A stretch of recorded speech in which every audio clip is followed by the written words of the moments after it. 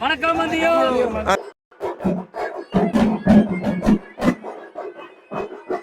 அதுதான் குணாசாமி கோயில் பேரு. நம்ம அதில் எடுக்க போக போறாங்க. உங்களுக்கு முன்னாடி பாருங்க குணாசாமி காட்சி கொடுக்குறாரு. நீங்களும்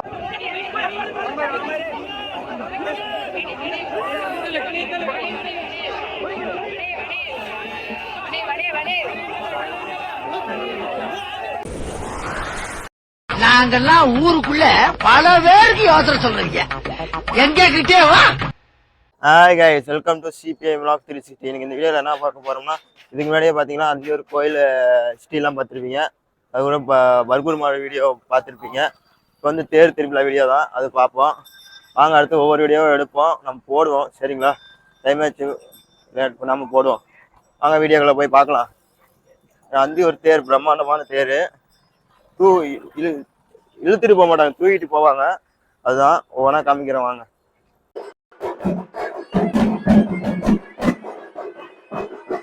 அதுதான் குணாசாமி கோயில் பேரு. நம்ம அதில் எடுக்க போக போறாங்க.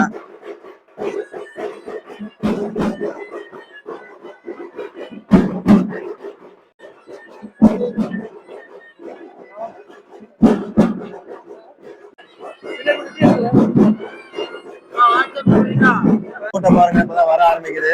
நீங்க பாருங்க, தேர் மட்டும் ரெடி பண்ணிருக்காங்க. உள்ள சாமியில வைக்கல, இன்னும் கொண்டு வரல. இது மாதிரி கொண்டு வருவாங்க. உங்களுக்கு முன்னாடி பாருங்க குணாசாமி காட்சி கொடுக்குறாரு. நீங்களும் பாருங்க, ஓனர்களும் பார்ப்போம்.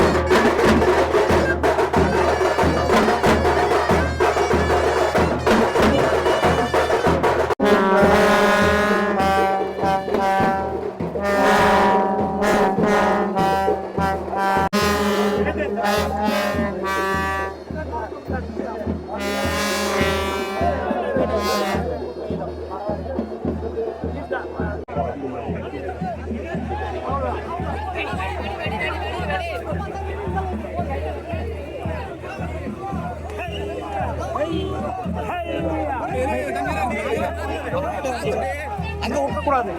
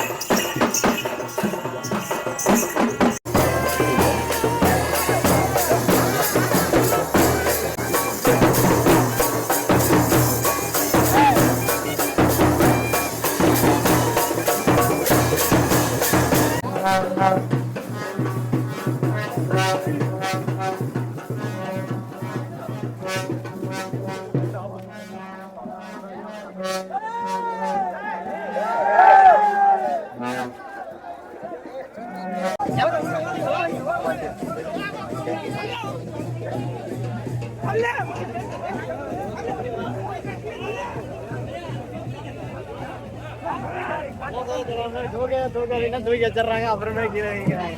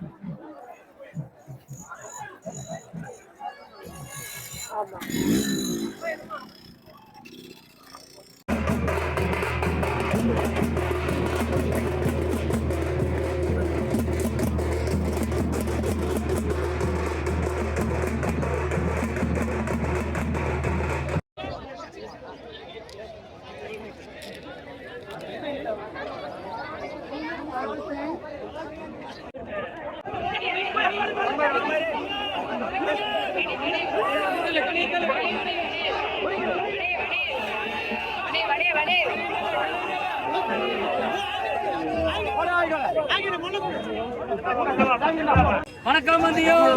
கோயில் திருவிழா பத்தி கொஞ்சம் சொல்றீங்களா? கோயில் திருவிழாங்கிறது ஆடி மாசம் வருஷம் மிக பிரம்மாண்டமான தேர்னா குருணாசாமி தேர் தான். ஆடி ஃபர்ஸ்ட் நடக்குமா ஆடி கடைசில? ஆடி கடைசி ஆடி 18க்கு அப்புறம் அடுத்த வர புதன்கிழமை மிக விமர்சையா கொண்டாடுறது குருணாசாமி திருவிழா தான்.